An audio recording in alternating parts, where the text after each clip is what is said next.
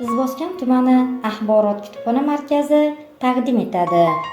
Inson huquqlari oliy qadriyat mavzusida tayyorlangan video havola.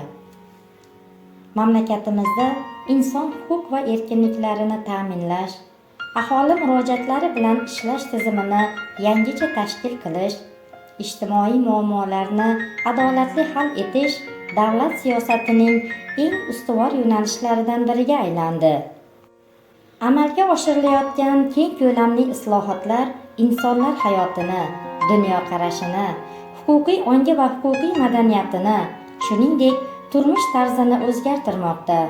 Buni ko'plab odamlarning huquqlari tiklanayotgani, aholi bilan muloqotning samarali tizimi yo'lga qo'yilib, ko'p yillik muammolar qisqa fursatda hal etilayotgani misolida ham ko'rish mumkin.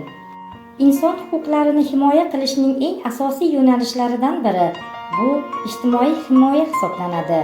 Shu bilan birga ishsizlikdan himoyalanish, kafolatlangan sifatli ta'lim, malakali tibbiy yordam, barcha uchun teng imkoniyatlar, oilalar, bolalar, ayollar, qariyalar, nogironligi bor shaxslarni har tomonlama qo'llab-quvvatlash ham ijtimoiy davlatning asosiy vazifasidir.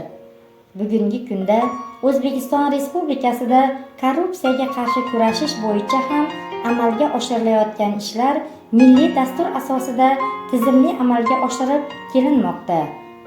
Ushbu illat inson huquqlarining buzilishi, mamlakat taraqqiyoti va jamiyat ravnaqiga jiddiy ta'sir etar ekan, korrupsiyaga qarshi kurashish bu illatni barcha soha va jabhalardan siqib chiqarish, yurtimizni korrupsiyadan xoli hududga aylantirish korrupsiyaga qarshi kurashishning muhim shartidir. Inson asli hur yaralgan. Uni kamsitishga, o'z manfaati yo'lida huquqlarini poymol etishga hech kim haqli emas.